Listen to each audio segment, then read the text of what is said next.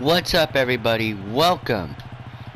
I'm about to go on a bit of a rant here, so I'm very sorry about that. But today, we're going to talk about a problem with Supercross. Yes, modern day Supercross.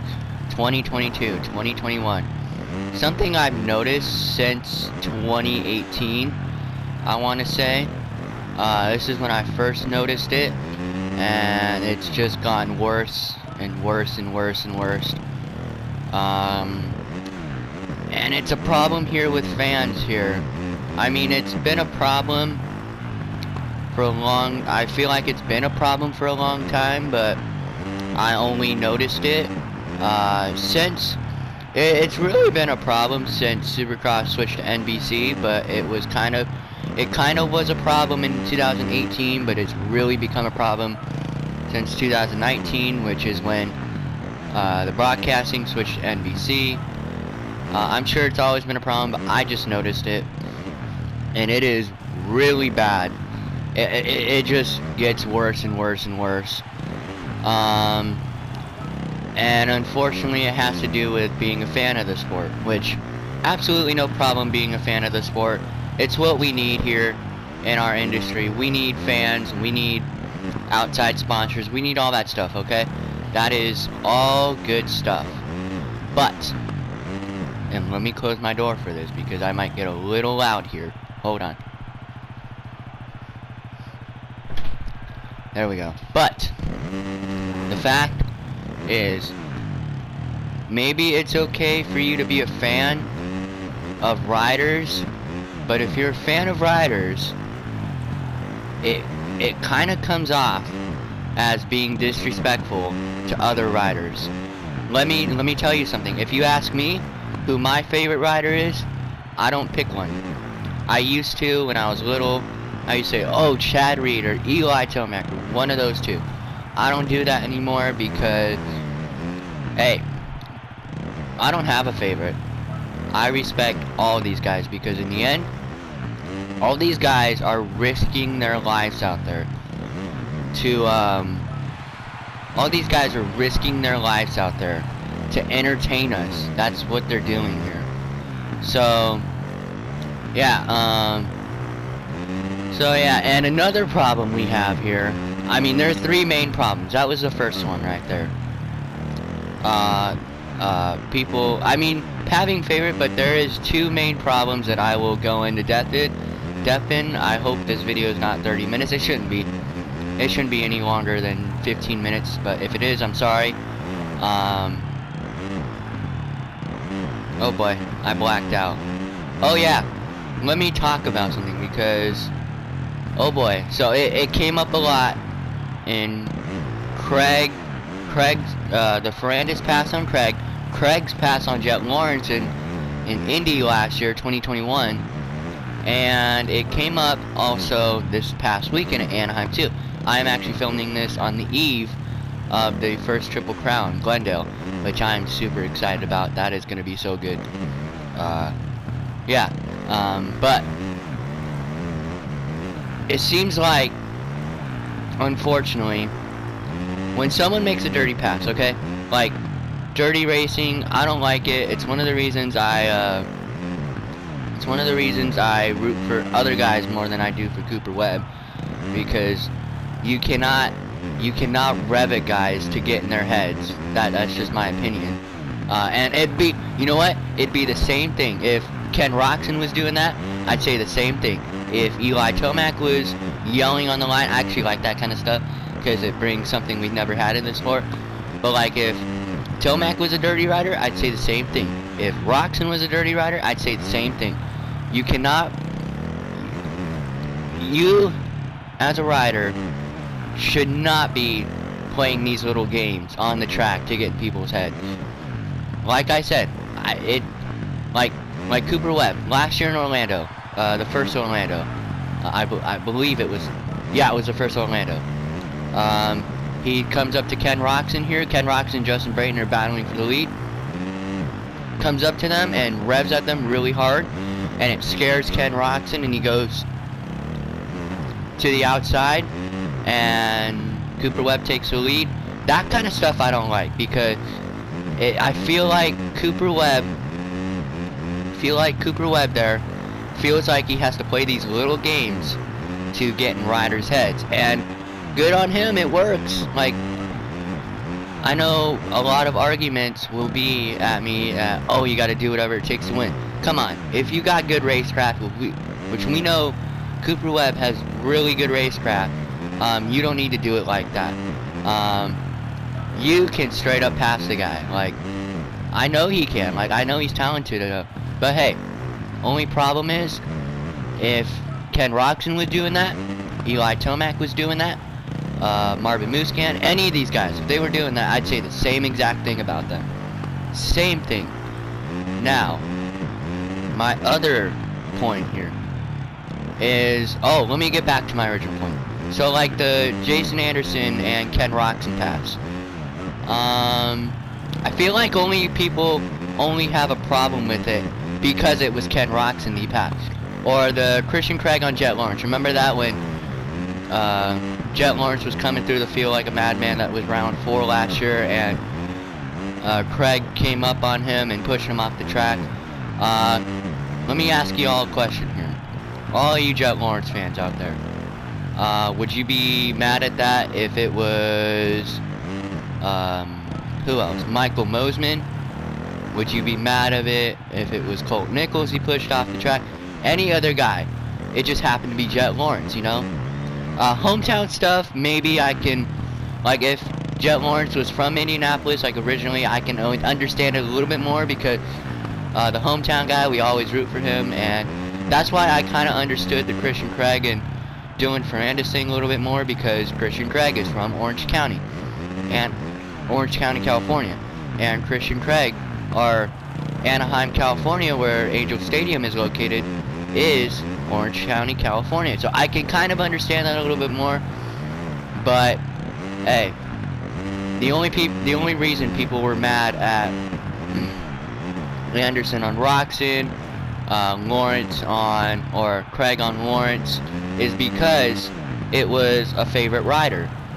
Now, if Austin Faulkner takes out Jet Lawrence this year, even if he just like slightly taps him and puts him on the ground, say we have a corner like this after the finish line, and he just comes up and just takes him a little bit high, people are gonna say that is the most dirty pass ever. No, shut up, it's not. Like, you're only mad at it because Jet Lawrence got knocked out of the race, okay?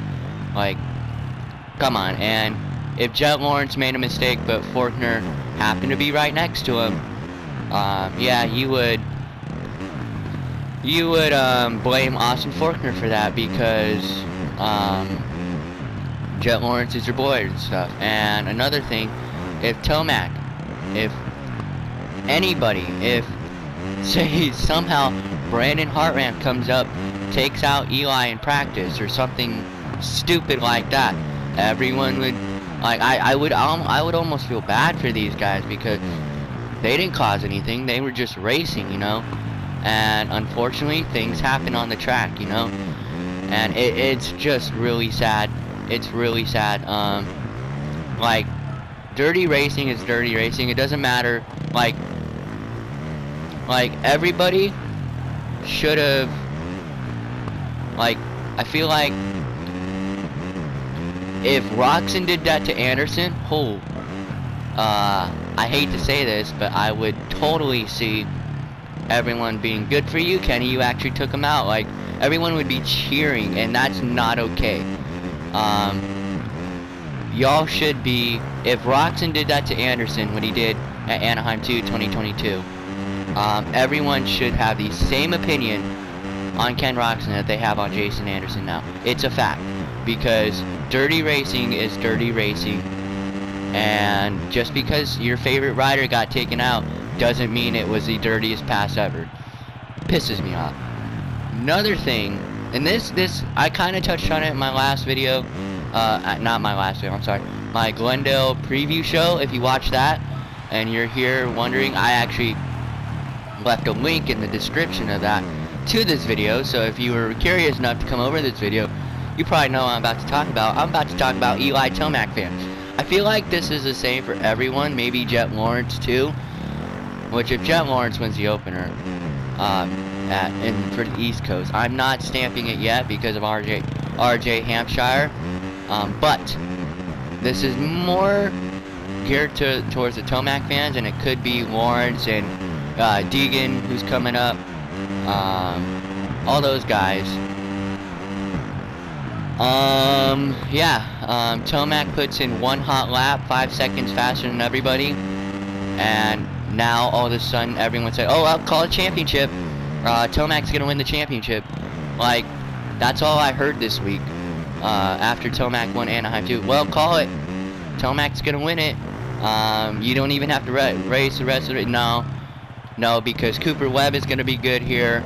Not looking too great right now, Webb is, but Webb's gonna be good here. Anderson's gonna challenge him for sure. Oakland is not the only win Anderson gets. Maybe Roxon squeaks another one out. And maybe Barsha gets one. Sexton's definitely gonna get more. So like Tomac's gonna have, damn, that was a good run through the whoops. Tomac's gonna have challengers here, like, and that's kind of my other point right there. Supercross fans, they are blind to the facts here. Like, this weekend, what happened last time we were in Glendale, okay? If you're watching this after Glendale, you know what's gonna happen, but for anyone who's wondering, what happened last time we were in Glendale? Oh, Tomac won. I'm sorry, not Tomac. Roxon swept the Triple Crown race there. So obviously,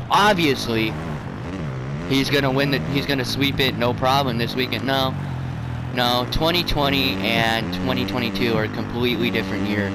You got 7 or 8 guys who could easily beat him. He's not the second fastest guy. He's not even the third fastest guy right now. I do unfortunately believe that Anaheim win was Chase going down, and it's unfortunate, but sometimes Chase is kind of, that was Chase Sexton's first ever Anaheim one on a 450. So I don't know what y'all want from that. But yeah, Supercross fans are blind to the facts here. They think that, oh, Cooper Webb. Well, I'm kind of the same here with Cooper Webb. Not saying I'm a Cooper Webb fan, like I said at the beginning of the video. I am no specific fan. I just respect all of them. Yeah, just because maybe Cooper Webb wins one, yeah, that doesn't mean call it the championship. He's got it, all right. Especially this year with how it's going. Okay, so yeah, they're blind to the facts, and probably the thing that pisses me off the most, and it's media. Media's not alone from this, because they do this too, but mostly fans. Well, actually, it's mostly media, but of course fans. They go there expecting to see the Tomacs, the Webbs, the Roxons, everyone in the main. Well, yeah, well, for sure this weekend in Glendale, probably. But hey guys, you do realize they have to make it through the heat race first, and then they don't make it through the heat race, they got to get top 4 in the LCQ. You do realize that, right? So it's not guaranteed that you're gonna see a Tomac and a Webb and a Roxon in the main event. Okay, it is very like a 96% chance that you're gonna see them. That's a high percentage, and it works out most of the time. But hey, guess what? 2011 Jacksonville, yeah, those fans didn't get to see Ryan Villapota in the main event because he got taken out in the heat race and the LCQ. So yeah, so if you're going there and Tomac doesn't make the main, which that has happened, he has almost not made the main sometimes. I think back to Glendale 2019 when he had the issue in the heat race and then had to come to the LCQ, but then there was a massive pileup in the LCQ, but he barely, well, he got out front and checked out, but that crash, the first turn, could easily costed him. Yeah, not guaranteed. Dungey, the same thing.